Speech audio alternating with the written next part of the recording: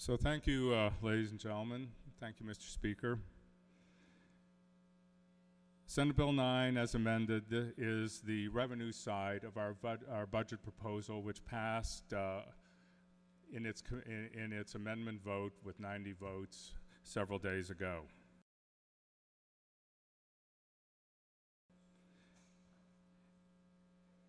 This is a number that reflects spending under the governor's introduced budget, and it reflects and supports spending less than the original Senate proposal that arrived along with Senate Bill 9. I just want to be clear about some things that are not in this proposal that were in the proposal as it came from the Senate. Expansion of sales tax to include services is removed from this plan. The proposed taxes on cable, satellite, and streaming are also removed from this plan. The plan we are presenting today will produce surplus funds that can be used toward financing the revenue stream to pay down the backlog of old bills. So, ladies and gentlemen, for months, we've been bombarded day and night in our offices, in our homes, in the stores, on the streets. We've been hit with emails, robocalls, mailers, social media posts, petitions, postcards from individual citizens along with every group across Illinois. Money from every kind of PAC, super PAC, special interest groups, and untold millions of dollars of dark money have poured in. And what were these messages all saying? Regardless of which side of the debate they were on, they were saying, pass the budget. They said, do your job. They said, get it done. They said, save our state. Don't wait, act now. Delay is disaster. And here's where we are. We've entered our third fiscal year without a state budget. We are days, maybe hours away from our credit being downgraded to junk status, the first time that's ever happened in the history of our country. But today, we can change the awful trajectory of our past several years. We can vote. We can do our jobs. We can get it done. The people in this room, the men and women in this room, can save our state. Here are a few headlines within the last 24 hours about our great state. Illinois blows budget deadline as threat of downgrade looms. Illinois blows budget deadline, pushing it closer to junk. Ladies and gentlemen, I know each and every one of you. We all know each other. We know our families. We know our kids' names. We even know the names of some of our pets. I know you, and I know more than anything else that collectively, we are better than what has gone on in the past. We can rise above it. We're better than those headlines. We're better than those attacks. The fate of our state is in the hands of us, the people standing in this room today. So today I say, let's get it done. Let's get it done today. Let's get it done now. We all love this state.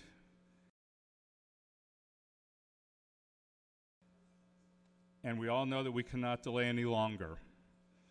This action cannot wait anymore. Thank you.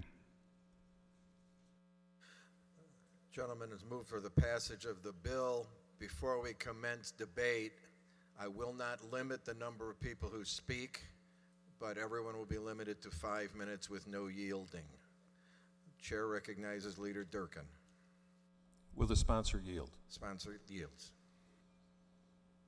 Representative Harris, let's just recap what exactly the level of the increase is going to be on individuals in Illinois and businesses in Illinois. The individual income tax rate is 4.95%, and the corporate tax rate would be 7% under this proposal, Mr. Leader. Is this a temporary tax increase? No, this increase would be permanent. As you know, during the course of our negotiations over the past many weeks, we have contemplated as part of a way to bring closure to this budget impasse would be the consideration of a temporary tax increase in addition to cuts in state spending and also responsible reforms. That is what the governor has committed to and what I have committed to. What in this legislation, let me hold on. Now here's the question I have. You talked about handling the bill backlog. Could you explain to me how that is addressed in this legislation? This is the revenue portion of the package. It creates revenue, and along with the spending package, there would be several $100 million that would be a surplus that could be used in a number of ways to pay down the pension. And as I'm sure your negotiators have informed you, in the negotiations between the four caucuses, there have been several ways we've discussed utilizing these funds along with proposals that came from the House and Senate Republican budget regarding inter-fund borrowing and use of other funds. We've talked about how to service create an income stream for the service of bonds to pay off some of the backlog of bills without having to raise additional revenue just from sources within our current stream. Those are still to be negotiated, and those are not in this bill. They would be in a separate bill. That would be in a BIMP or the Budget Implementation Act, correct? That would be in the BIMP, and also then the bond authorization, which I believe is Senate Bill 42. But we still have not come to an agreement on how we are going to address the $15 billion. You've laid out some options, but this vote today is not going to begin the process for the comptroller. Let's say it passes, and it passes the Senate. There's nothing in there that is going to begin the down payment of these backlog of bills. Isn't that correct? There's options, but there's no mechanism in this legislation to address that. The surplus revenue would immediately go to pay down the backlog of bills. In light of the federal court's order from last Friday, which the comptroller was ordered to pay Medicaid managed care organizations at a monthly rate of $586 million per month, how are we going to be able to address that backlog when we already have an order from the court who's going to force us to make those payments above and before anything else? Leader, I would say that stabilizing our state's financial situation has got to be our top priority. I think we've seen the advice from the bond houses that if we do not show signs that we are putting our fiscal house in order, that we are returning stability to our state by passing a balanced budget with new revenues and expense reductions, then our bonds will go to junk status. Our task in paying down those old bills will be higher. Then there is the other option. If we punt as a legislature again, if we decide, well, we're not going to pass it this week and we have no budget and no appropriation authority, I think that leaves us in even a worse situation. I cannot think of a worse situation than leaving here without a balanced budget and revenues to pay for it. Was there a budget that was introduced by the majority party this last General Assembly before we broke at the end of May? This is the budget that's before us now, Mr. But it wasn't passed. There was nothing that was introduced in the month of May, though, correct? You're correct. And would you consider that a punt or not? I would consider it important to us now as we're beyond the end of our fiscal year to solve our problem, to pass a budget. I think the bond houses are looking at us. I think everyone across the state of Illinois is looking to see what are we going to do today. Are we going to pass revenues? Are we going to pass expenses? That's the job that's before us. This is clearly not negotiated with the governor's office, correct? You're correct. And so, do you believe that by passing this bill today, without an indication from the governor, is going to change the credit rating of the state of Illinois or put it in a better place? I cannot speak to how the governor or the governor's signature or lack thereof today would affect a credit rating decision, if I'm understanding your question Yes, correctly. it's not going to, my belief is that by passing this today, and without having a mechanism which has been complicated by the federal court, is going to address 1 penny of the $15 billion in our backlog, which I believe will, I mean, I'm not an expert in this, but I don't think it's going to help us. I think it just may further hurt us. Now, I want to get back leaders, to this. if you wonder what happens should we not pass a budget today regarding those court orders, whether it's the court order for Beeks and Memisofsky or the DCFS court order, those will remain in effect. I'm sure the plaintiffs will be back in and say there is a failure to perform by the legislature. There is no appropriation to provide these services. Those judges will order us to continue to pay out at a rate that will probably be higher than if we had a budget in place, and the situation will continue to get worse.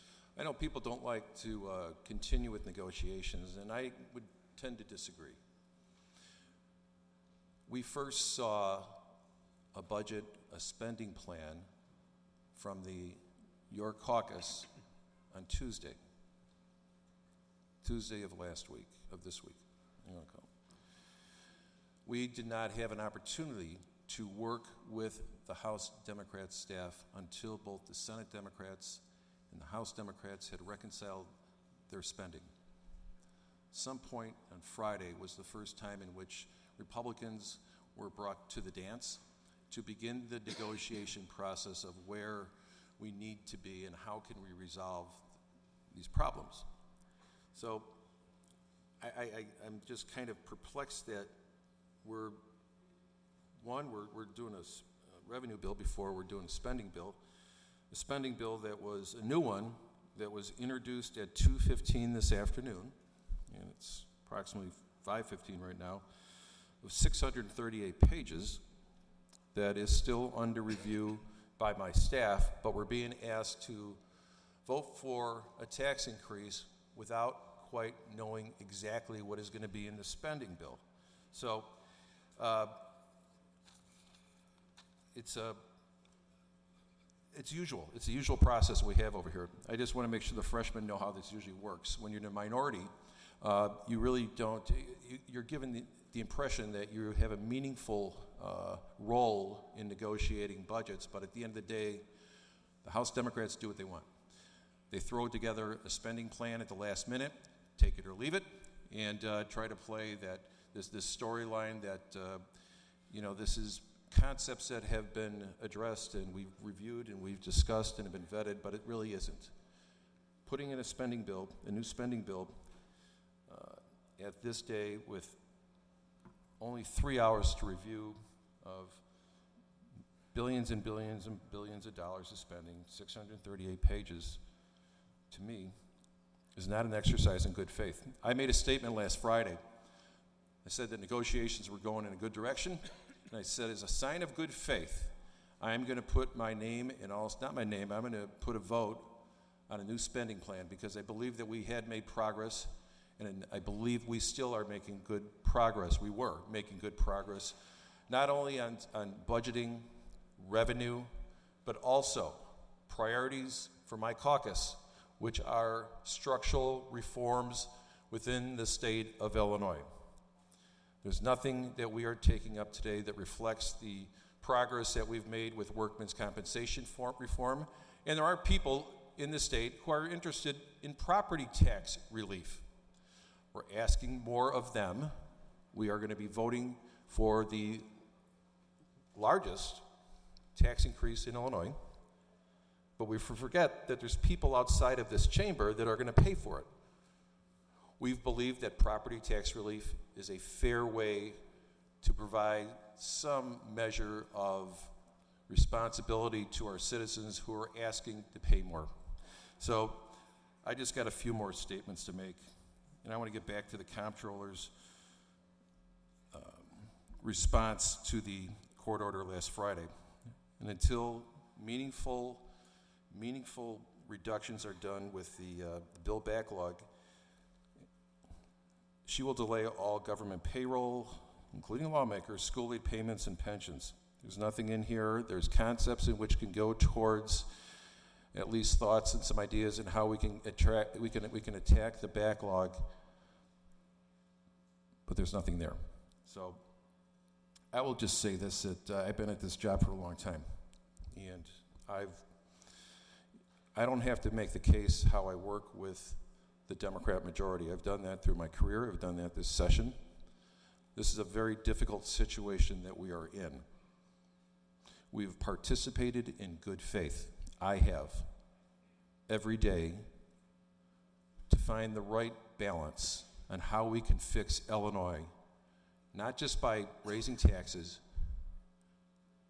but reducing spending, and also making sure there are meaningful reforms to make Illinois an attractive state for families and for businesses. Without that, the exodus will continue. I am disappointed that we are taking this up at this moment when there has been significant progress to address the priorities of the governor and also the priorities of this caucus. And for that reason, I will be voting no. Mr. McSweeney for 5 minutes. Mr. Speaker, to the bill.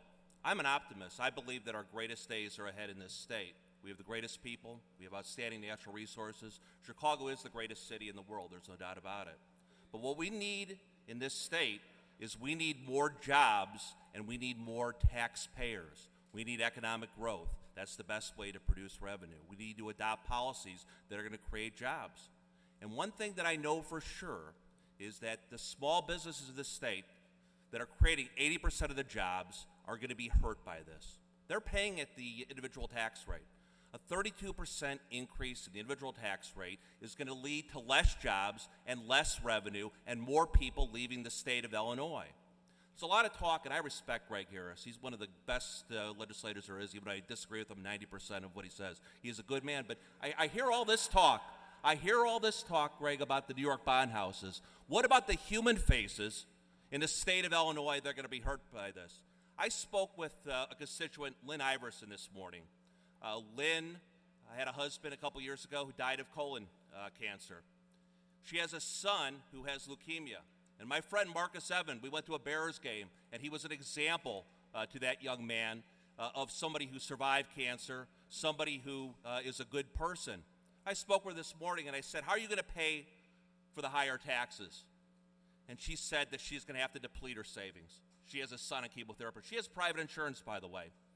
She is going to have to reduce babysitting expenses. She's going to have to be in a situation that she is not going to be able to go out. And she said to me that she feels bad, but she needs to admit that she won't even be able to take her son, who has leukemia, on any vacations because the money that she's going to be paying is $6,000 in higher taxes in the state of Illinois. So let's put a human faces. Let's forget about the New York bond houses, and let's do what's right for the taxpayers of this state. They are going to get screwed again by Pat Quinn's budget.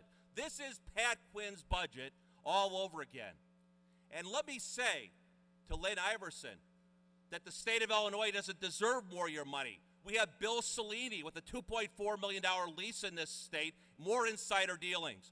We have, and God bless Mary Flowers, you're right about DCFS, they're paying cash bonuses to close cases on little babies. So does anybody really, truly believe that the state of Illinois deserves more money? We've done nothing in this bill to reform Medicaid. We have done nothing to reform pensions. Let's do the right thing for once. Let's stand up for taxpayers. Vote no. Representative David Harris for 5 minutes. Ladies and gentlemen of the House, this is where the rubber meets the road. This is the revenue plan to support the expenditure plan, that the amendment that we passed on Friday. It is a tax increase, granted. Who among us likes to vote in favor of a tax increase? I venture to say no one. I hate the idea. But is a tax increase necessary?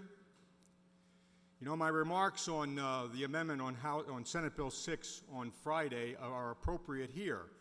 In my belief, we cannot stuff $37 billion worth of spending into a $32 billion jar. The leftover becomes old bills that just add to the pile that's already there. I've said it before and I'll say it again. There's not a printing press in the basement that puts out green money with dollar bill signs on it. We have to have the money in the account before we can send it out, and we don't have the money in the accounts to send it out. You know, I've been around here too long. I actually go back to the tax increase of 1983 when the increase was from 2.5% to 3%, a 20% increase. And the arguments then were basically the same as they are now, and I understand them. I'm not unmindful of that. But our situation today is far, far worse than it was in 1983 or in 2011. I understand that taxes can be a drag on the economy. They can be a disincentive. But how many of our business people have told us that we need stability and certainty in our tax plan that they can in our tax policies that they can plan around? This revenue bill gives them that, and it ends some of the horrible dysfunction that has infected our government.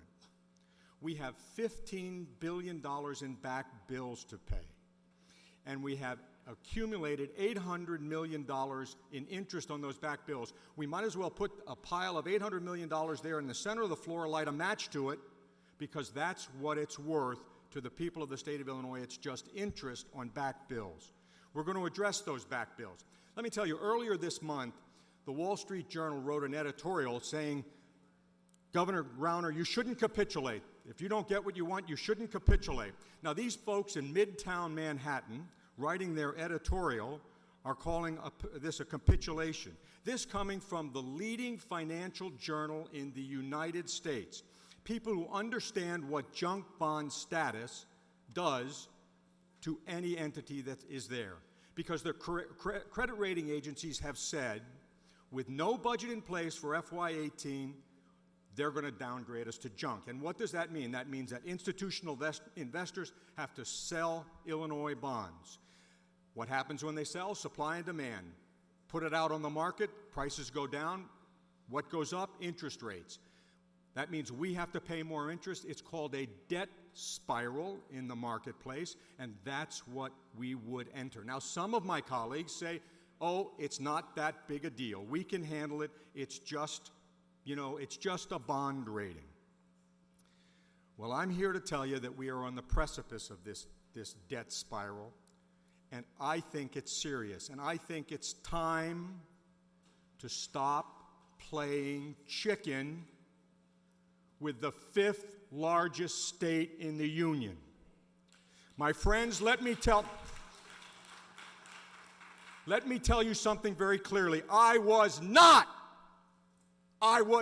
elected as a state legislator to help preside over the financial destruction of this great state. I respect my colleagues who are voting no, but to me, enough is enough. And let me quote from our governor's call for the special session. He said, quote, "We must agree on a balanced budget plan and get it to my desk before the end of the state's fiscal year." Okay. He goes on to say, "So, on the eve of what may become one of the most important legislative sessions in Illinois history, we're asking the General Assembly to do what those who came before us did that changed the course of history. Have the courage to dare to do what is right. I say to the governor, if these bills pass the House and Senate, the revenue bill and the expenditure bill, we will have... Please bring your remarks to a close, sir. We will have sent you a balanced budget. Have the courage to do what is right and sign the bills. bring this madness to an end. My distinguished colleagues, this is not an easy yes vote, but it is a necessary one.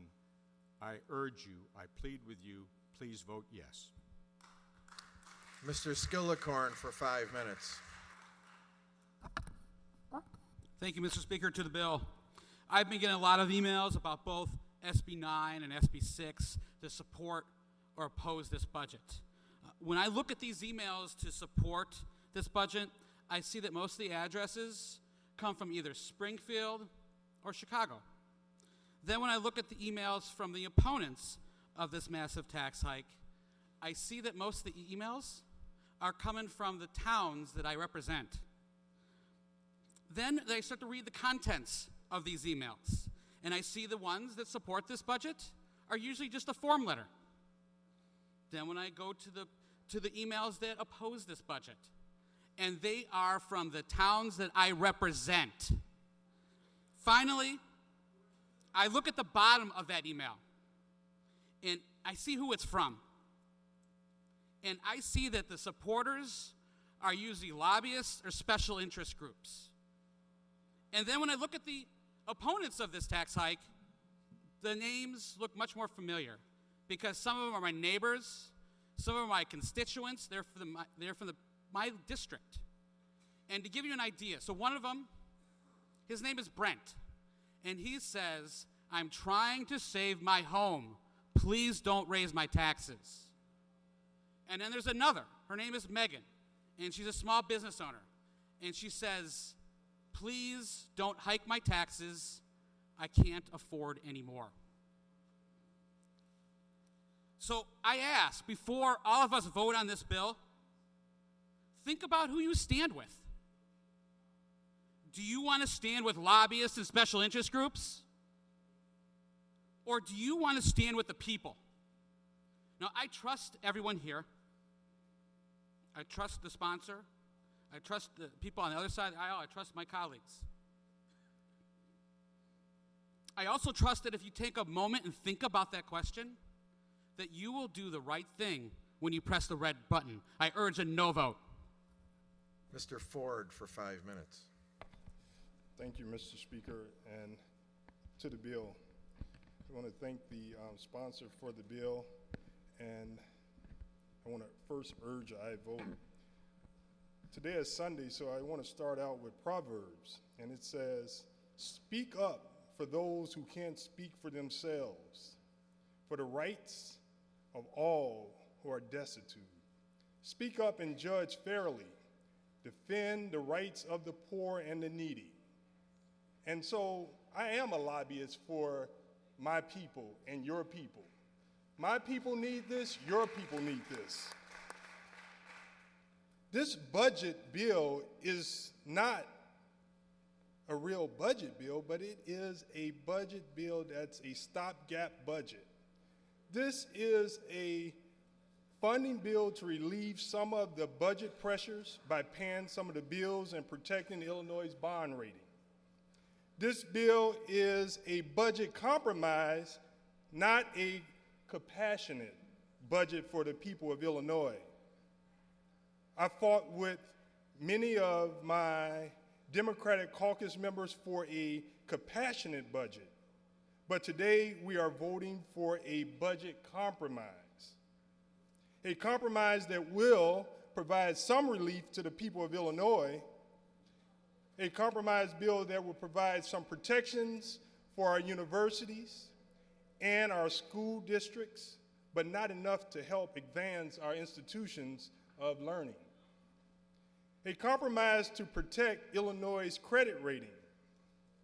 A budget compromise bill that will not fully protect senior citizens in Illinois. A compromise bill that will not reduce the youth and black unemployment rate in Illinois. A compromise bill that will not fully protect the people fighting addictions across the state of Illinois. A compromise that will not fully protect Illinois' most vulnerable people. a compromise that brought on by the threat of a junk bond rating, not by the pain of the people. A compromise that gives us all more time to work on a compassionate budget. I know that members may vote their districts and vote against this bill because they feel that this bill still doesn't cut social service programs deep enough. I'm willing to compromise and vote yes for a bill that is not perfect for the state or my district. I'm willing to vote yes to end this long budget impasse and end the years of mismanagement. And as I started out with Proverbs. I'll end with Proverbs, urging you to vote aye. And it says, "Do not withhold good from those to whom it is due. When it is in your power to act, do not say to your neighbor, 'Come back tomorrow and I'll give it to you,' when you already have it in you to do it today." Vote aye. Mr. Morrison for 5 minutes.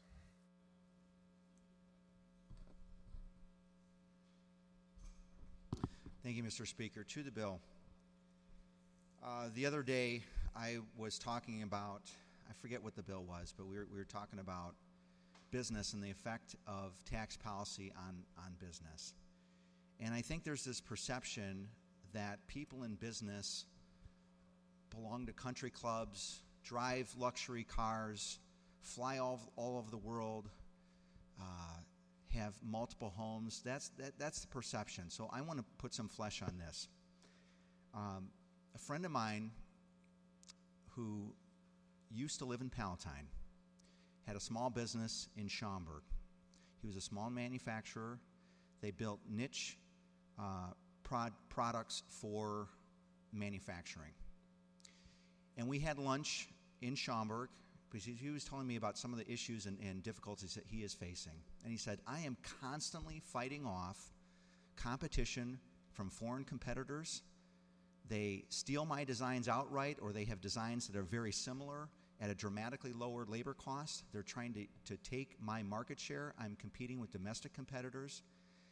And as people do, as individuals do, as businesses do, he said, I just started looking at the numbers. What are my inflows and outflows, both for our business and for me personally? So on a $300,000 home in Palatine, he's looking at his property taxes. He's looking at his income tax. At that time, we had the conversation. We were at 5%. He's looking at all the costs for his business, the property taxes he is paying, the workers' compensation costs. He's looking at his utility costs, all of those costs. And then he starts comparing if he were to move to a different location. And South Carolina is where he was thinking of moving. And he said, when I looked at it, I would save $46,000 moving my family and my business to South Carolina. $46,000 a year. Now, this is someone with one child in college and another headed to college. And he said, I could pay for college outright for my kids without going into debt. I could have more cushion for my business if there was another economic downturn. How could I turn that down? How could I turn that down? I like living in Illinois, but how could I turn that down? And I just shook my head and I said, I am trying to make things more attractive for you. 6 months later, he closed that business. 9 people are were newly unemployed in the northwest suburbs. So when we talk about the need for jobs, when we talk about the need for economic development, economic growth, these are the stories that we're talking about. And we as consumers and businesses, all you're doing is you're looking at, what are my costs? Am I getting a proper return for what I'm paying? We do it when, with our cell phone service, for the products we buy, for the restaurants we eat at, for what kind of things we buy. We're always looking, am I getting good value for the money I'm paying? And this is an individual who, when it all came down to it, he said, I'm not getting enough value for what I'm paying. He left, and it is Illinois' loss. It's a loss of jobs for people who need jobs in my district, in your districts. We are hurting ourselves badly. Another business owner from my district, and again, we're talking about a small business owner who did not start with a lot, put all his capital on the line, no guarantee of success. No guarantee of success. Said to me, remind your colleagues, Valparaiso, Indiana is literally 40 minutes over the border. Property taxes are 30% of what ours are. Income taxes are 0.5% lower. Sales taxes are 3% lower. If you pass another tax increase, you're beginning to make it financially worthwhile to drive an hour back in Illinois to escape the madness. My friends, we need reforms that are driving the costs up, that are driving the need. Nobody is saying no taxes. We all know that people need taxes. We all know that we need a certain level of government. But the question is, what can we afford? What can our constituents afford? What can the job creators afford? We've lost congressional seats. Why? Because the flight from Illinois is real. And it gets harder and harder and harder to meet our obligations to our pension systems, to those who are reliant on Medicaid, to those who are reliant on our schools, to those who are reliant on government. It gets harder and harder to pay those bills if our tax base is eroding. Please. Mr. Breen for 5 minutes. Thank you, Mr. Speaker. Will the sponsor yield? Sponsor yields. Representative, I'm looking at the roll call here on the amendment, and I mean this measure is going to pass. You anticipated passing, correct? That will be up to the people in this chamber, and how they choose to decide the fate of our state this afternoon. We'll just presume that they're going to do this. When this gets to the governor's desk and he vetoes it, are you going to move to override that veto? Mr. Breen, my job here today is to explain what's in this bill, to advocate for its passage, and to try to save the state of Illinois from a cataclysmic disaster. Well, so you're saying that you're not going to move to override the veto when it comes back? If the state is going to explode without this in law? Mr. Breen, I'm not talking about anything today other than the passage of this bill. We will wait for the governor to make his decision when it arrives on his desk. But you have said that if this doesn't go into law as soon as humanly possible, the state collapses. I would urge him to sign it. If he doesn't, if 25,000 workers are in fact laid off from our public transportation areas, if 36,000 seniors lose services, if the folks who are suffering and Greg, from you're cancer not answering the question. You're now going off into something else.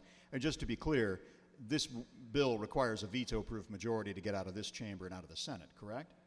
I believe those are the correct numbers. Thank you. Mr. Speaker, to the bill. Today, middle-income taxpayers pay the highest combined income, sales, and property taxes in the country. Today, we are 50th worst in property taxes, 27th worst in sales taxes, and 30th worst in income taxes. Today, when you include all 50 states and the District of Columbia, we are the absolute worst. That's 51st in the country for tax burden on middle-income families today. Should we, when this chamber sends the income tax out, if it does go into law, our income tax rating would go from 30th worst in the country down to somewhere between 46th to 48th worst in the country. As a practical matter, that means that someone with a full-time job is going to have to work an extra 3 days next year, this starting July 1st, yesterday, have to work an extra 3 days just to bring home the same amount of money that they were bringing home before. Now, for the people of the state of Illinois who are paying too much in property taxes, there's no relief here. For working folks, there's no relief here. There's no reform here. For our bloated state government, there's no cleaning up our corrupt politics. There's no sign that anything is going to change in Springfield. With all due deference, who in their right mind would agree to send more money to the state government of the state of Illinois? Now, let's be clear. I understand that there are Republican members who are planning to vote for this measure. The public universities they represent are crumbling. The service providers in their districts are going bankrupt. Government workers in their districts are worried about their jobs. And those members feel they have no choice, and that is certainly understandable. But let's remember why we are here today. This is essentially a blackmail budget. We are here today because reform negotiations, which were continuing in good faith, are now being cut off because there's nothing more these folks can do. They have to act because of their feeling about their districts. Ladies and gentlemen, there are reforms that can be negotiated. We can get back to the table. We can fix this impasse. But this is not the right way to do it. Please vote no. Representative Ives for 5 minutes. Members, here's what we're going to do.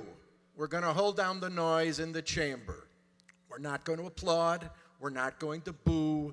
We're not going to make noise. We're going to listen to every single person who wishes to debate this bill with dignity. Representative Ives, I'll give you your time back. Thank you.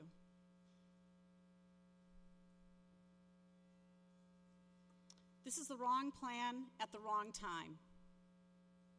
We need to fix our job creation problem first. In Illinois, last quarter, we had 0.6% income growth, the weakest in the nation. We have the worst income growth when you look from 2007 to 2016, 0.9%. Our economy is too weak for a tax hike, and you know it. You know we need jobs, you complain about it all the time, and you won't fix our job creation problems. Instead, you want to take this low income growth and you want to add on a tax increase that will take any income growth away from people that are working hard in this state. In fact, the only people that are going to gain on this are the public sector unions, because they have baked into their contracts enormous percentage growth, enormous step and lane changes, COLA changes. They're the only ones who are going to gain in this tax increase. Not the hard-working people that live down the street from me and have regular jobs and are small businessmen. Every bit that they earn in additional revenue, you're going to take. For what? For what? Oh, I brought my checkbook today. I brought it. Maybe my tax increase that we pay as a family, maybe I should send it to Dr. Baker, the newly former NIU president who was caught in an OEIG investigation not following our procurement reforms. Instead, he's going to get a $600,000 payout. Maybe I should send it to him.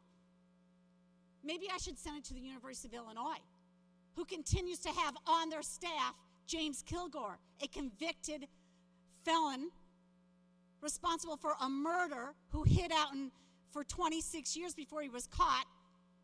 He shouldn't be teaching at the University of Illinois, but maybe I should send my tax increase to him since he's employed there.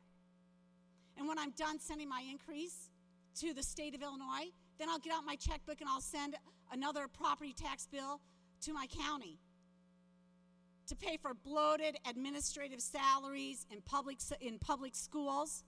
In public schools where on average in the state of Illinois, less than half of the students are ready for college. Just over 1/3 are even reading and doing math at grade level. Maybe I need to send them more money because the property tax freeze is not a freeze and you all know it. Instead, maybe I should send it to my superintendent. Maybe I should make it out to him since he's going to be getting, a $3 to $4 million pension at the end of this because they haven't fixed the pension problem either. Maybe I should send it to the Park District.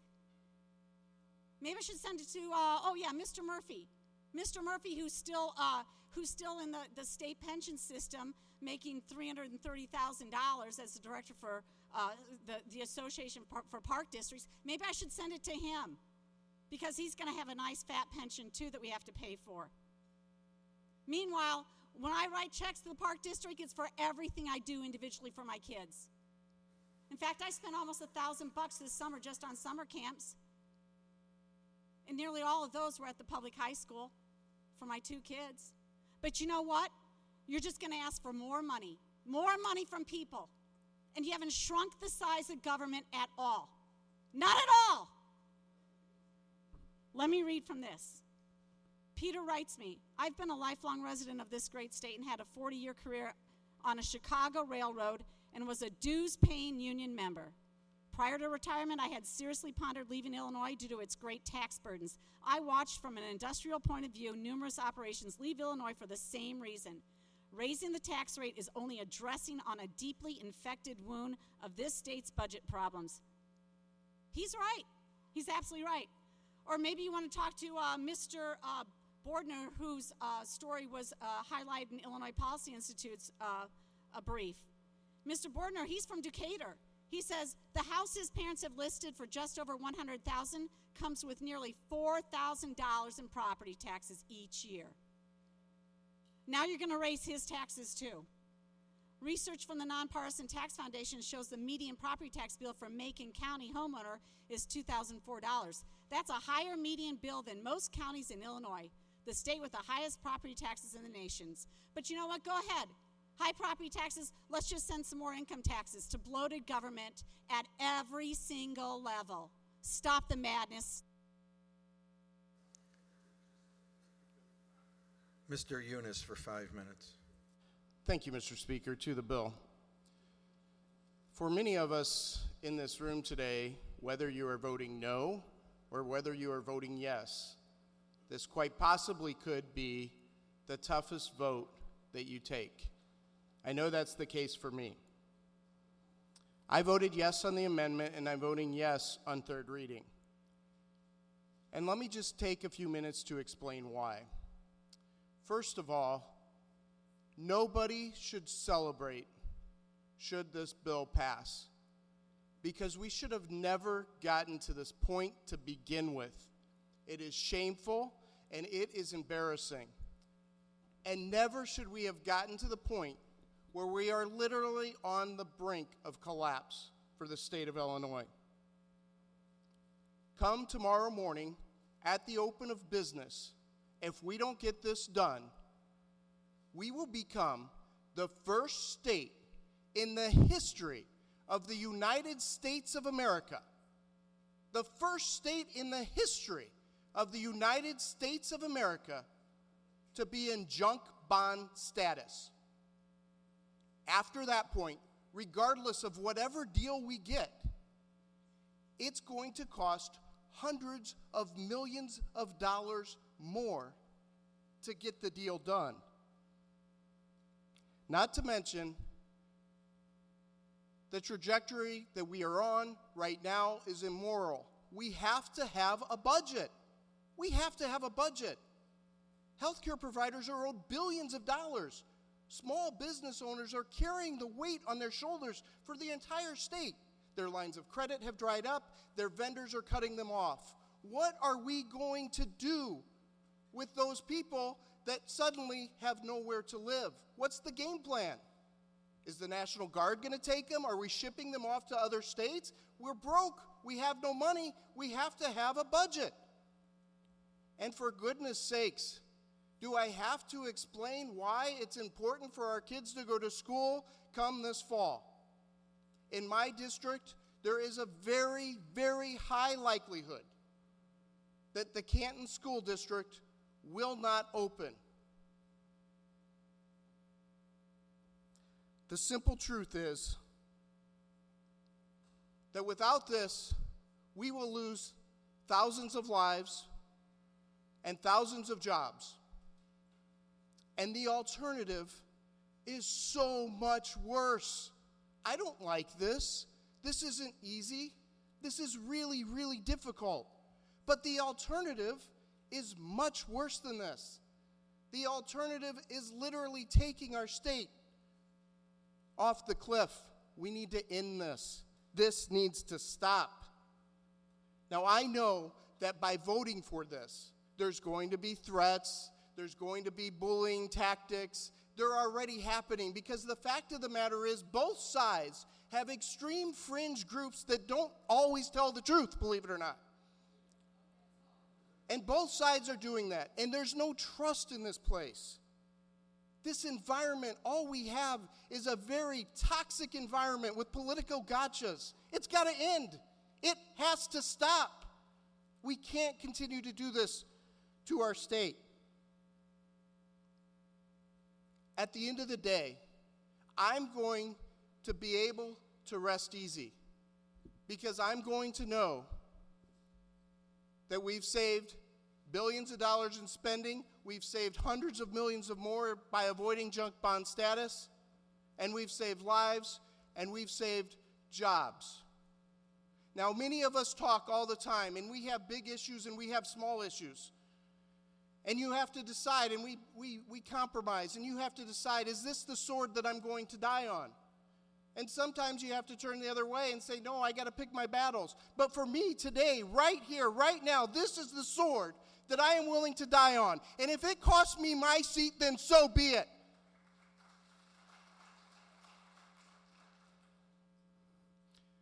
I carry with me all the time a poem, and many people that know me well, that I have these words with me at all times. And I just want to share these words with you briefly, because I think the body could help with this, and I'll be very brief. It says, it's the Anyway poem, and it's made famous by Mother Teresa. And it says, people are often unreasonable, illogical, and self-centered. Forgive them anyway. If you are kind, people may accuse you of selfish, ulterior motives. Be kind anyway. If you are successful, you will win some false friends and some true enemies. Succeed anyway. If you are honest and frank, people may cheat you. Be honest and frank anyway. What you spend years building, someone could destroy overnight. Build anyway. If you find serenity and happiness, they may be jealous. Be happy anyway. The good you do today, people will often forget tomorrow. Do good anyway. And finally, ladies and gentlemen, give the world the very best you have. And it may never be enough, but give the world the very best you have anyway. Now, I am not perfect, but I try very, very hard to live my life that way.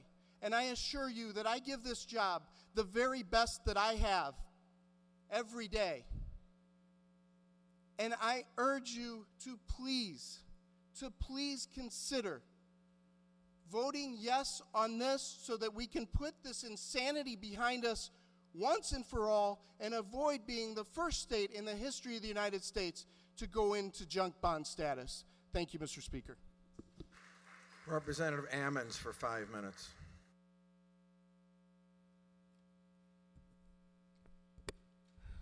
Thank you, Mr. Speaker. To the bill.